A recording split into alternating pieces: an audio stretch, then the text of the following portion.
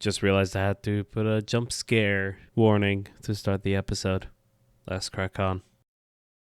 Protect your ears. You might want to take the headpiece off, the earpiece off, actually. I'm going to lower I'm going to turn you down for a sec. Yeah. Jackie!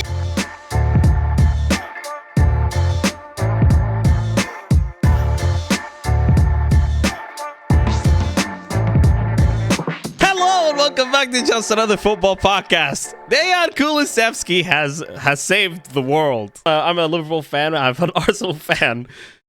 And the Premier League table could have looked a lot different. What is it with Tottenham at Man City? What's the deal? They always seem to get something, even if they're playing two fullbacks at centre back. And Erling Haaland is the striker. That's after Liverpool won 4-3, and we'll get to that. And after Arsenal won 2-1, hard-fought game against Wolves at the Emirates. What a weekend. Just from a pure entertainment standpoint, but also for the two of us, Harry. Super Sunday lived up to the billing, certainly. Oh, yeah. Some good games on today. They probably picked the worst of them, actually, to show in the early kickoff. There was some absolute drama going on in the other three games. And the showpiece fixture, the half-4 fixture, certainly lived up to the billing as well. As you said, Man City Spurs delivered drama down the years and certainly didn't disappoint. Look, I even wore white for Spurs. So, wow. I'm going to say, Spurs fan for a day. That's a statement. Yeah, great weekend of Barclays, as they say. Yeah, it's pure Barclays. It was. Another, just a tiny disappointing thing is that we don't have Fergal and George with us today. They won just about as well against Brighton with the second captain in a row getting sent off from 2 yellows. So I found quite funny. But they ended up winning against Brighton. So another good week, a good weekend all around for Just Another Football Podcast. Doesn't happen very often with how Chelsea's season has been going. Well, 2 years have been going. But let's jump right into it. Tottenham, Man City, 3-3. I thought there would be goals. I thought Tottenham were playing two center, Ben Davies and Emerson Royale at center back. Erling Haaland will score. And then I looked at my fantasy team and I'm like, why the heck did I not captain Erling Haaland? Why did I leave it on Salah? And he didn't score. City scored 3, and then Tottenham ended up scoring 3.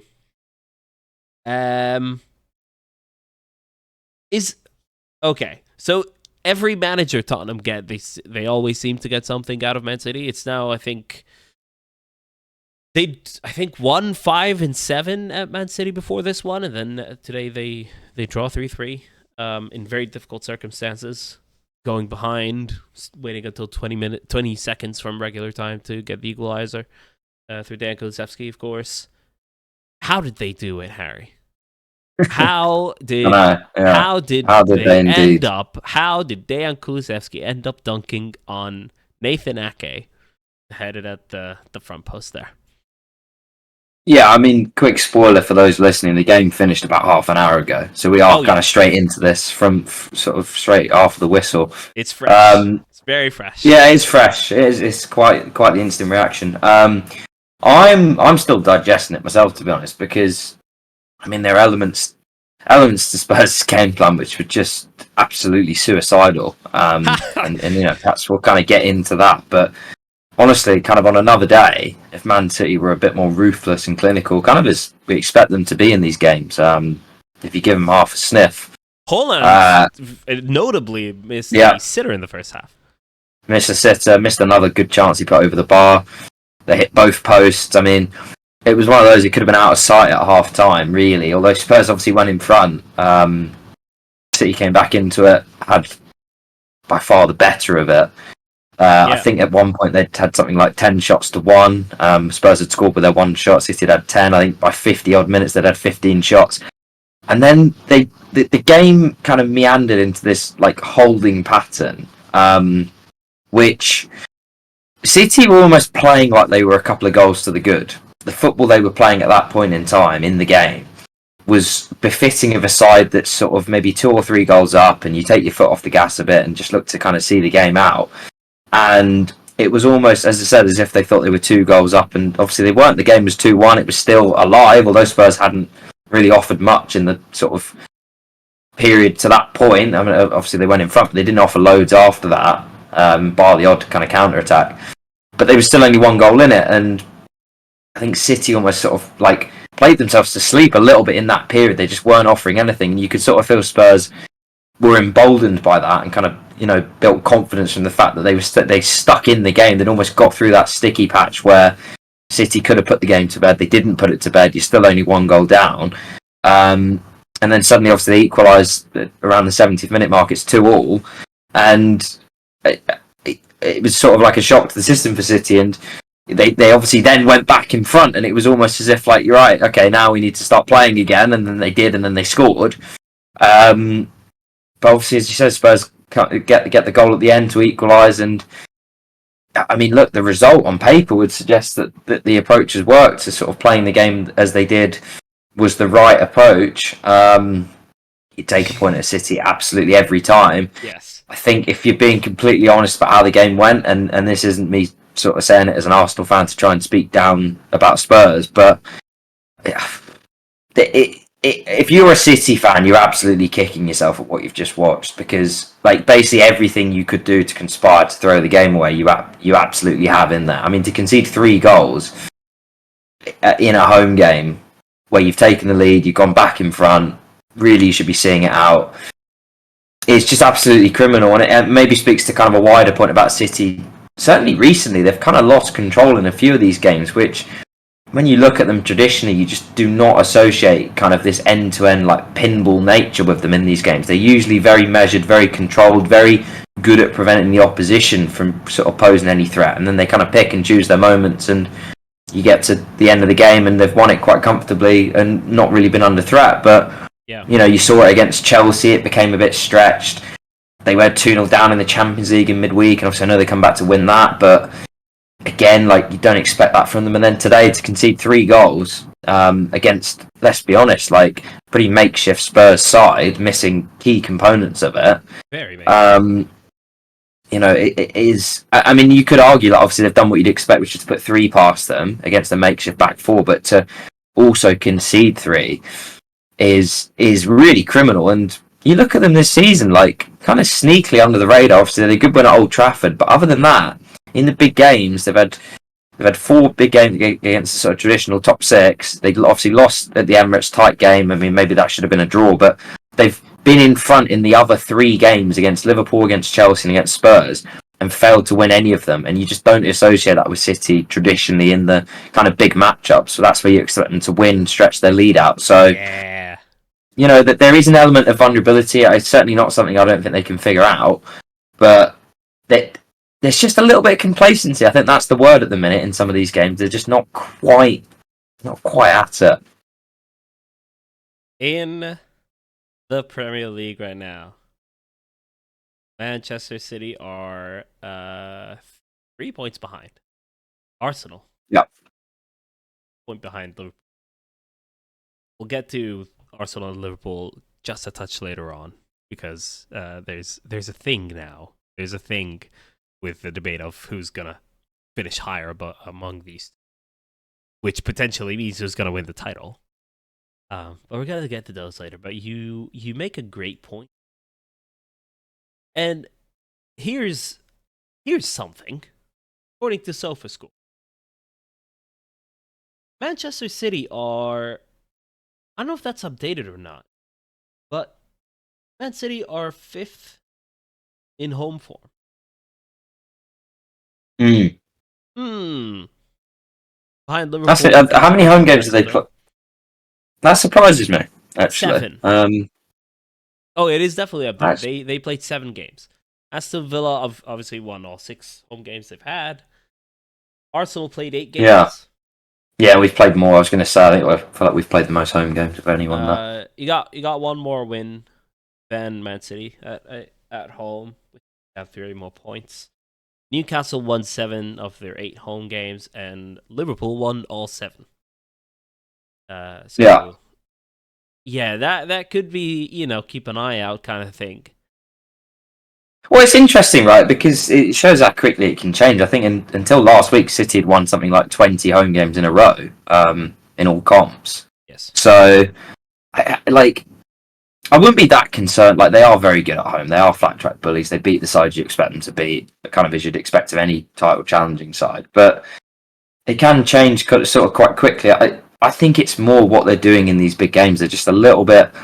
They're not quite killing them. It was quite similar last week against Liverpool, where they're on top, but they don't quite put it to bed, and the game drifts and drifts and drifts, and suddenly Liverpool equalise 10 minutes to go, and suddenly it's level pegging, and you look at it and think, well, really they should have killed the game and should have had 3 points in the bag. But if you don't, and you kind of leave yourself open to those margins, you can end up kind of on the wrong side of it. And they'd probably turn around and say that they were the better team in both those games against Spurs and against Liverpool last week. But ultimately, they've only come out with 2 points from 2 home games, which, like, they can be the sort of games that swing a title race. They really are 6-pointers. So that they'll be disappointed with that, definitely. But I think it's more that it's the kind of nature of some of these games are getting dragged into. Like, you do look like you got a chance against them at the minute, and the back end of last season and start of this season, you just weren't feeling like you could get at them. You weren't feeling like you were going to get those transitions and get those periods where the game was stretched and sort of, maybe they would have a go, then you'd have a go, and it feels like at the minute they're just not. There's an air of vulnerability which isn't traditionally there with them. And I think that's what I'd be driving at. I'll tell you why.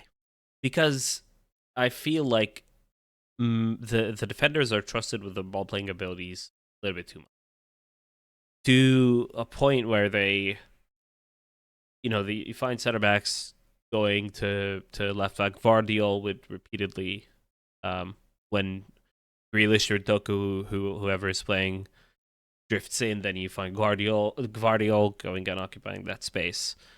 And like Akanji would do that sometimes. Akanji would play like in a double pivot sometimes, and I just think that some of those turnovers can lead to very quick breaks that lead to chances. And Chelsea scored 4 against City, and Tottenham scored 3 today. So is it a case of just defenders, needing to be in defensive positions to aid to be prepared for transition better? I don't know. I haven't looked into this fully, but it's just like it popped in my mind as like, I don't think they're very well prepared to transition at all times. And you're watching a little bit of Stars when you're trying to find weaknesses in Man City, of course, but conceding 3 to such a makeshift Tottenham team, 4 to Chelsea in the past, and drawing against Liverpool, these are questions, right? And maybe, and again, I haven't looked into this fully, maybe conceding only 1 goal against Liverpool speaks to being better prepared defensively against Liverpool, who Guardiola knows and has specifically prepared for. Like, that's why I say Liverpool have answers, because Man City have clearly prepared for our patterns of attack, particularly the runs to the near post that Darwin Nunez would make, and the passes that Salah or Szoboszlai would pass into that half space in the penalty area, particularly at the near post. And the goal comes from Cody Gakpo making that same run, defenders tracking him as instructed by Guardiola, and then Trent being in a position to be in that pocket of space that the defenders left behind to get the shot off. And it's obviously a great control and shot in very little time. But I do wonder if they sometimes against, certain teams who could be good in transition aren't very prepared for it. I don't know, but it's a question. What do you think? Do you think they basically need to? Is it getting to a point where they're gonna create something like the 3-2 shape that they created last year, and they're just gonna? They'll do. It always feels like they'll do something. It always feels like they'll do something where there's a question about them in the first half of the season. and they find the answer and something, they do something different and it clicks, and then they rattle off a run of victories like that is, as we've seen in obviously last season, and then the season before, the last season before, so 2 seasons ago, so the COVID season, where they strung like whatever it was, that is 16, 17 wins together, it's kind of on the bounce, and obviously end up winning the league at a canter that year as well. Think you got to expect the unexpected with them. They've certainly got the personnel, the depth of quality to come up with an unexpected solution to sort of, and these are like minor problems, like you are kind of picking, like they've not lost any of these games, they've been draws. It's just that draws can actually be really, I mean, you're a Liverpool fan, right? I don't need to tell you this. You have a season, you draw 7 games, you lose 1, that costs you the title. You're almost better losing a couple of those games and banking a couple more wins than draws. They're not the end of the world in isolation, but if you start picking up too many of them, they can actually be quite costly. So it can be the end of the world. There's a particular game from that season against West Ham. We just weren't great. We scored a goal that was like way offside, but that was before VAR.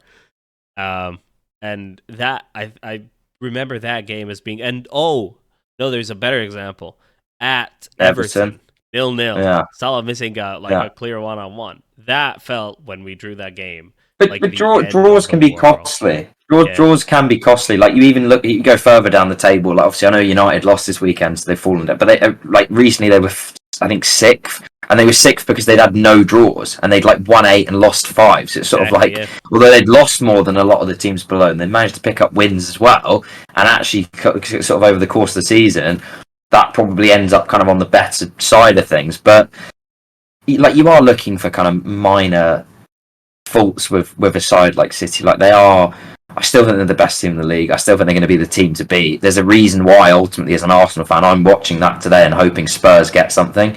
And it isn't because I have any affection for Spurs. It's because you look at City and recognise that they are the likeliest threat, as the season's gone by, have proven. So I think it's not like they can't figure it out. But if you're just looking at them at this point in time, there's just an element of giving teams a chance. And that's football, isn't it? Like, it's very difficult to be perfect at all times and not give the opposition an absolute sniff of winning any game. And I think at this point, the balance is a little bit off. There's a little bit of I feel like that game today, if that's kind of February, March, April, and it's in that run-in period, I just think they have this ability to sort of dial up the focus and the intensity of their performances, which I just think means they win a game like that in the circumstances where you might not, in sort of a November, December, where there's large parts of the season still to play. But it's encouraging for us because obviously it gives us sort of a bit of a chance to obviously at this point in time we're above them in the table, and it's encouraging to see. You certainly don't want to be trying to chase them down because they don't give much away. So these are minor things, but I think you have to say at this point they look like there are just little parts, little cracks that you can exploit. And Spurs did it kind of in fits and starts. I mean, I wouldn't say they had any great periods in the game. It was a plucky performance. They scored a couple of nice goals. The first goal was well worked on a counter-attack. It's something you probably noticed last week, that City, they do gamble on corners. Their goal last week comes from a situation where if Alisson actually kicks the ball out properly, Liverpool have a chance to go up the other end and score themselves. Oh yeah, and it's such a bad kick, and City have so many men up the pitch that actually they win it back because it's sort of spooned up in the air, and they're able to score. And on this occasion, you see the other side of it, which is the ball breaks and he kind of Gill turns on it and actually gets it far side, and they have men over and are able to score a goal from that. So these are just little things that they're giving teams a chance at the minute, but it's encouraging to see. Little moments. The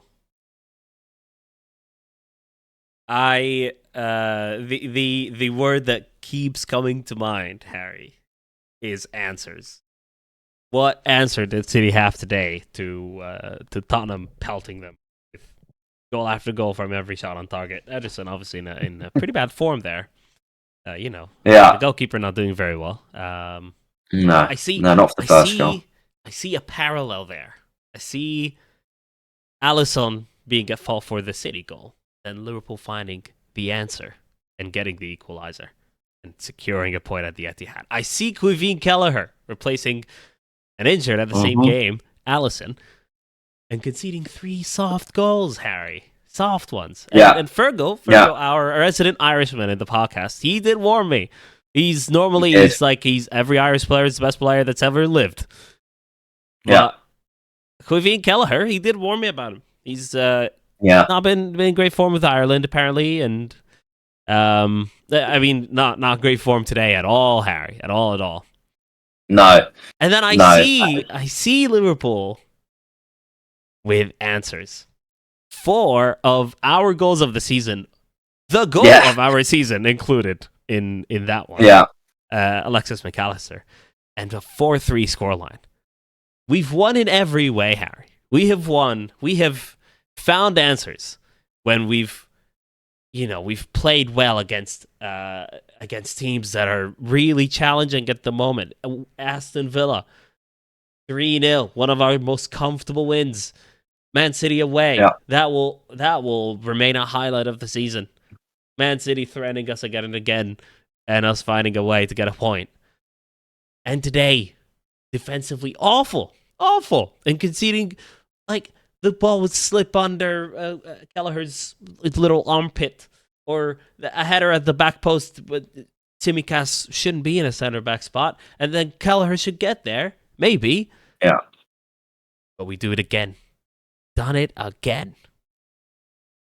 I think we have a chance, Harry. We have the answers. And I think the 2 deciding games of the season, as it stands, are our games against you. And they're quite quick, actually. They're quite close together. There's one obviously close to Christmas. I think the other one's at the start of February. So, like, not a huge turnaround. There's also an FA Cup game, which has been drawn today, which is in that period. So we're playing Liverpool 3 times in just over a month. Yeah. I mean, we'll come on to Arsenal in a bit, but like if we just talk about what you just said there, Liverpool to this point in the season, if you look at Liverpool, Arsenal, Man City, Liverpool have definitely had the hardest games, definitely had the hardest away games, and obviously, as you said earlier, they've won all their home games. They've done what you expect them to do, albeit it was a bit more creative today, but the other games have been a bit more. Although you've given chances away, the actual scorelines have been quite convincing in the home games, which you'd expect. There's we were talking about it in the WhatsApp, actually. We are mid-table in shots against the game and shots on target against the game. Per game. But we went into the Fulham game as the top defensive team. So the least goals conceded, tied with Arsenal. Well, I mean, the defensive record has been good. I mean, I think a lot of it is probably owed to the goalkeeper, who I think has obviously been really good, as he normally is. I think, granted, like when he is of the quality that he is, there probably is a recognition that you can rely on him a bit more. Like, if you're going to take risks and you're going to make trade-offs and ultimately try and be more expansive, you accept that you run the risk of the opposition potentially getting more chances, and you kind of back your goalkeeper in that situation. And over the course of the season, there's a contrast between obviously what Liverpool are doing, what Arsenal are doing, and we've kind of spoke about this, and it's a debate that certainly isn't kind of limited to us. People are having it, like which one over the course of the season is likelier to yield the better outcome.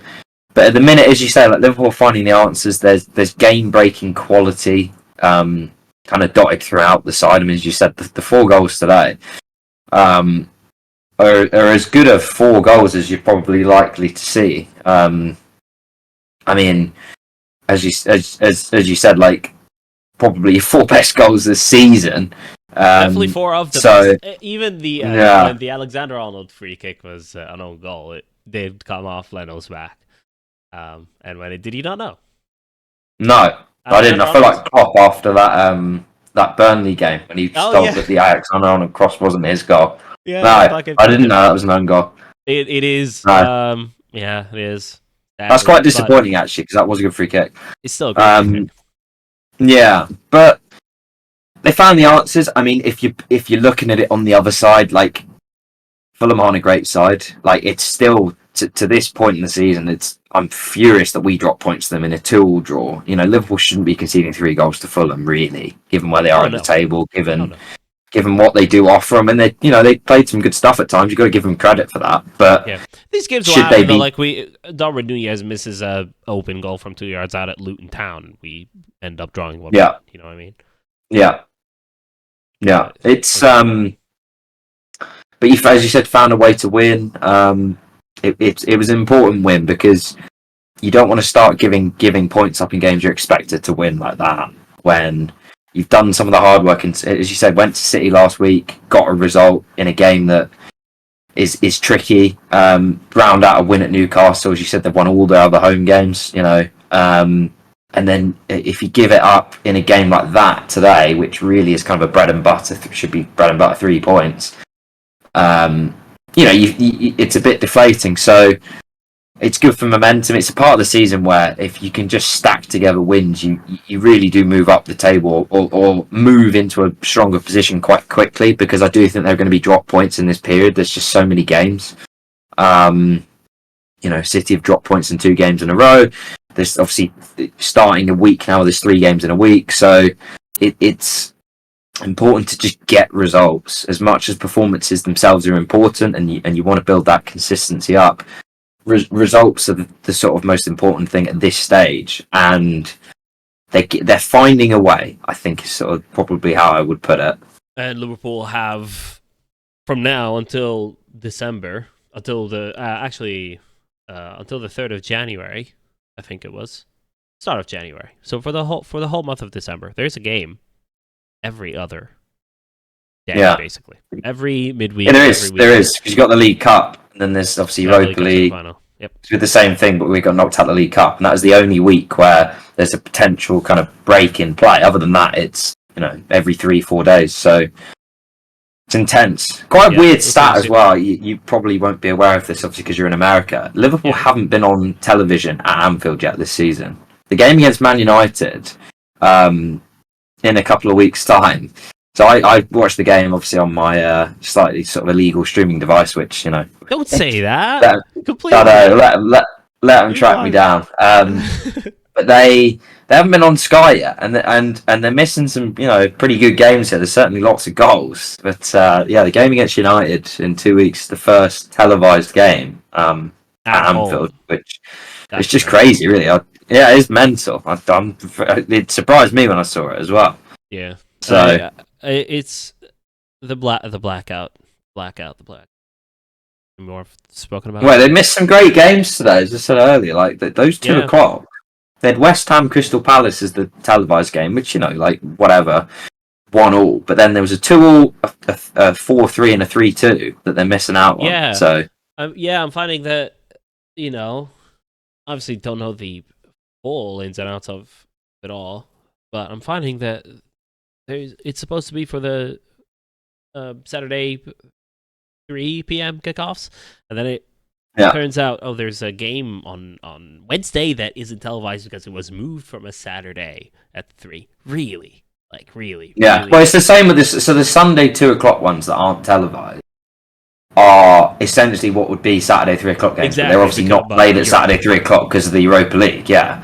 So it's it is baffling because they're not conflicting with any other scheduled games, which is ultimately why the blackout exists. I mean, it feels like we're digging up old turf, but it is absurd. It is important to bring up again, because activism is important, and they're doing something about it. They're doing something about it, right? There's more televised games in the future, I think, from 2 seasons. Yeah. There is, and if you found a way to watch today, then you were treated to some good stuff. So I guess that's the lesson to take from it. Find a way to watch these games. Find a way. America, the land of the free, we always have a way. Up the peacock. Oh, by the way, I'll park that for now. I'll park it. Wait, let me note that down right here. Just keeping a note for something that I'll mention in about 10 minutes time. Okay? All right. Set your timers. Arsenal. Congrats, another win. Only by the 2 goals to 1. Yeah, Pretty tough time of it. What happened there? You were at the game. I'm quite annoyed. Managed to catch it. Yeah, well, exactly, and that like what you've just said there is actually why I'm quite annoyed, because kind of the casual, what would be haven't seen it analysis would be, oh well, they've kind of scraped another win, found it quite difficult. This for me was probably our best performance of the season. Like certainly first half hour, so it's well documented how we've kind of struggled to break teams down at points. We've faced a lot of low blocks. I think up until the game, yes, they hadn't scored in the first, want to say like 25 minutes of a Premier League game this season, and then we scored 2 in the first 15. And that's a great point. What a stat! Just complete.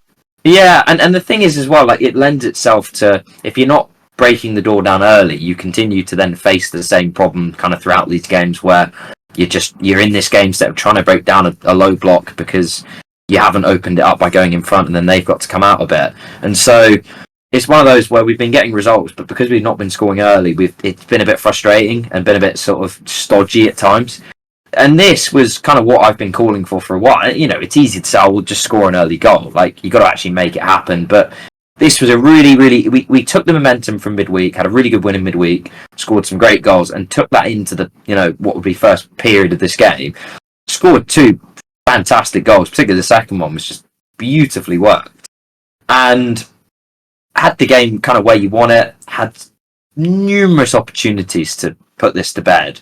I mean, really, this should have been 3-4-0 before it even got close. And just a little bit of complacency. I mean, second half, we kind of...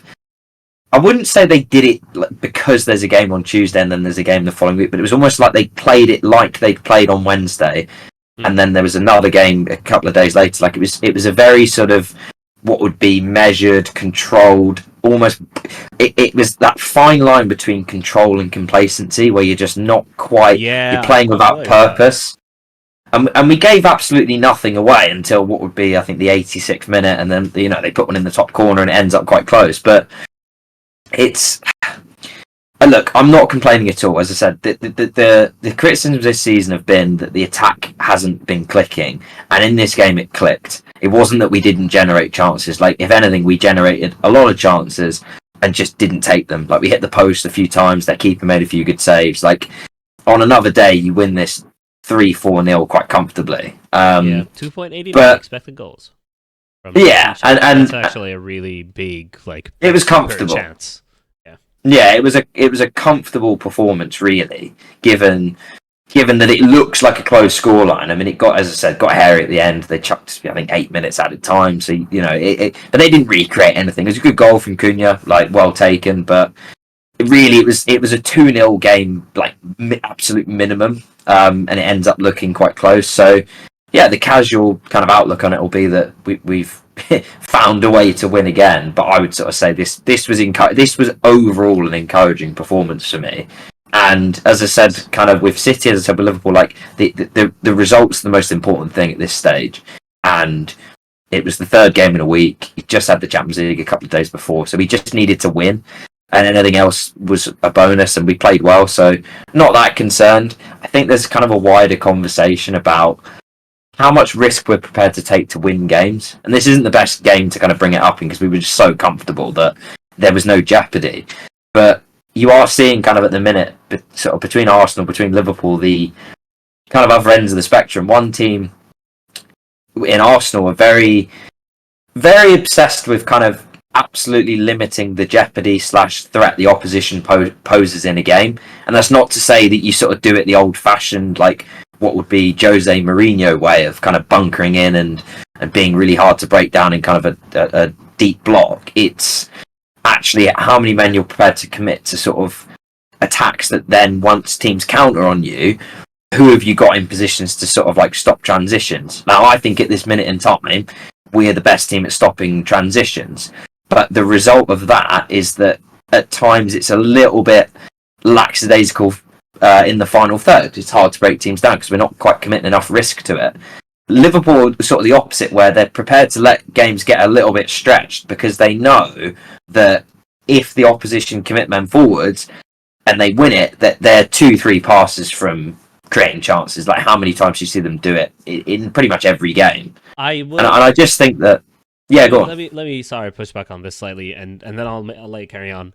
But I don't like how open we are sometimes with No, especially if Trent is yeah, playing in the middle, and that's how one of the goals goes in today, and yeah, how so many chances we conceded this season. It's the ball's yeah, played out right. Matip is dragged. Van Dijk is dragged. Tsimikas ends up being a center back. Ends up being a center back, and we concede. yeah. Carry on. Yeah, no, and this is the thing, right? So, like, there is a debate as to whether it's actually the most effective way to win games, right? Like, it's certainly working. exciting. It's working for a second. Listen, it is, and you can't argue with the results at this point in time. It's certainly exciting. Like, I think if you took a fan of a side that aren't Arsenal or Liverpool or even City because they're sort of a rival. If you took a fan of like your average team in the league and said who do you enjoy watching more, Arsenal or Liverpool, I think like 99% of people are going to say Liverpool this season because their games are more open, more expansive. But does that lend itself? And I don't know the answers to this. Like ultimately, this is what you're going to find out over the course of a season. Does that lend itself that added jeopardy at both ends? Because Liverpool have scored more goals, look more likely to score goals, like their attacking metrics are far superior. But then kind of equally going into this game, and I know obviously they've conceded a few, but the defensive numbers were basically equivalent, but our defensive numbers were a lot better. So it was sort of like two teams that are on the equivalent, like what would be points or like very close, and the same like goals and goal difference and goals that get like, again very close, like maybe one goal in it either way. Yeah, I think there was one point where the exact same record. I think. And you look at it and just think like they're doing it kind of very differently. Like Arsenal's attacking numbers have been mid-table, as Liverpool's defensive numbers have been, and yet they're both where they are. Like so, I think if I'm assessing us at the minute, what I wanted to see and want to see kind of as we go on is just to create a few more chances, look more of a threat. But equally, you got to recognise what you're playing against, and teams aren't stupid. Like when they play against us, they're going to make it difficult. They're going to do everything they can to stop us opening them up and ultimately creating loads of chances. There is that kind of added element of respect when we play teams now, given where we finished last season. So it's up to us to then find the solutions to that, and it's just at times maybe commit a little bit more risk to it. But like again, like we were with Man City, like you're finding faults in what is ultimately a very good approach. We're top of the league. You can't really argue with it at the minute. Like in a perfect world, maybe you win every game 5-0, but like obviously there's going to be sort of pushbacks. There's going to be things that aren't quite 100%, but we're finding ways, and results are the currency at the minute in this part of the season, and we needed to win that, and we did. Right. I wanted to thank you for that's the very good context about how the game actually panned out there. Really appreciate it because you made a great point at the start of you look at the scoreline and you're like Arsenal only won 2-1 against Wolves, but how it actually played out is very important context. So I appreciate it. I wanted to highlight a couple of things that happened this weekend that were kind of interesting. The Bayern Munich game being postponed against Union Berlin because there was way too much snow. AC Milan 3-1 against Frosinone. Christian Pulisic. If I can sincerely apologize to some specific listeners who wouldn't like me bringing up Americans again, but go watch the Pulisic goal. The touch that so Manion pings it all the way up the field, and basically Pulisic goes in behind all the defenders. It's bad defending, tracking it back, but the touch, he kills it dead right in his path. Doesn't stop his pace whatsoever. And he goes through on goal. I think he even rounds the keeper or like chips it over him. I don't remember the exact finish, but the touch was insane. AC Milan won 3-1. Napoli play Inter Milan later on today in just about 20 minutes time, actually, for right this second. So AC Milan, the Italian Serie A is looking good, looking nice and competitive. Juventus are top. Inter win today. They leapfrog them to top. AC Milan 3 points behind Inter ahead of this game. Napoli trailing a little bit. They need the win to actually secure their Champions League spot because Rome are right on their tail with a 1-goal difference. Obviously, Napoli have this game in hand, so it's a pretty big game. And then you have even Fiorentina looking in there in 6th, a point behind Roma and Napoli. So Serie A is going under the radar a little bit, but it's nice and competitive. Bayer Leverkusen won. Dortmund won. Leverkusen dropped points at home for the first time this season. They're still top, obviously, because Bayern haven't played yet. If Bayern now win, they go top, and you know how it goes. But Borussia Dortmund are now 5th. Quite a way off first, actually. They are 10 points behind Leverkusen at this moment in time. I covered Bayer Leverkusen and their style of play and how they, how they've basically dominated the league up until now. Up until, they drop points and Bayern win their game in hand, which is against a relegation-threatened side in Union Berlin, and go top. And the rest is it. And Dinamo Tbilisi, my beloved, I interned with them. Worth a mention, having an ultimately slightly disappointing season, not to get the league title, but they won their last game of the season 3-0 away at Supertalo after they won against their main rivals, Dinamo Batumi, the team that Kvaratskhelia played for just before he went to Napoli, actually. 6-2. Dinamo Batumi ended up with the league title, but Dinamo Tbilisi winning 6-2 was a nice little consolation prize. In that same league, let's talk about this. There is a team called Shukura Kubuleti. They are bottom, obviously relegated, with 11 points. Second bottom have 33. Keep in mind there are 36 league games. Shukura have conceded 112 goals in said 36 games. Their last 3 results were a 9-0 loss, a 9-0 loss, and a 9-0 loss. When you're bad, you're bad. Yeah, they're consistent. They're consistent. They are very consistent. 3-0 defeats on the bounce, and they go down. Nobody will miss them. Okay, Harry. Yeah. I have my short king of the week. We have okay. I haven't mentioned him yet, and I just remembered there, and I noted it down. It might have been just over 10 minutes by this point, but Simon Hooper is my short king. We've got to talk about that. My God, what he did there. Oh, obviously, Simon Hooper. Again, if you remember, or if you don't remember in any context, this is the same referee that was the ref for Liverpool, Tottenham. What are you looking at here, Harry? What do you keep looking to your left? I'm looking at Pep. I'm looking at Pep doing his interview. I'm trying to guess what he's saying on that. Sky. All right, okay, lip reading. Okay, all right. I'll I forget we do this on. I forget we do this on video sometimes.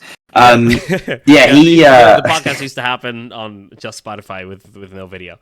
God, so it's just so if you need context, this was the same referee of the Liverpool Tottenham game that was infamously that had the disallowed goal for Luis Diaz, which ended up being 2-1 Tottenham. Simon Hooper was the referee. Yeah, and he was the referee today. What happened, Harry? You can lay. Yeah, I mean, late in the game, I probably about the 90th minute. It was because after Spurs equalised. It was ball goes up to Erling. Time. Even. Yeah, it was like right near the end. Ball goes up to Erling Haaland. He's fouled, I think, by Emerson Royale, I want to say, like on the turn. Fouls him. But he kind of, he plays on, he kind of like stumbles, able to stay on his feet, and then chips the ball over the top to Jack Grealish. And as far as I can see, and I've only watched it a couple of times, it wasn't like everyone stopped thinking a free kick had been given. The ball's played over to Grealish. Grealish controls it. And only when he controls it does the referee then blow the whistle for the foul on Haaland. And he's essentially stopped him running through, if not 1v1, he certainly has kind of, it's him and the defender just behind him. He's goal side of him, so he's in a pretty good position to go through. That is like refereeing 101 is with the advantage rule. You cannot do that. That's the one thing you absolutely can't do. You have to let those situations play out. He doesn't. He brings it back, and he brings it back for an innocuous free kick, like in Man City's half. And I don't even think he booked. He might have booked him. I can't actually remember. But it wasn't like he brought it back to send him off. There was no consequence to bringing it back.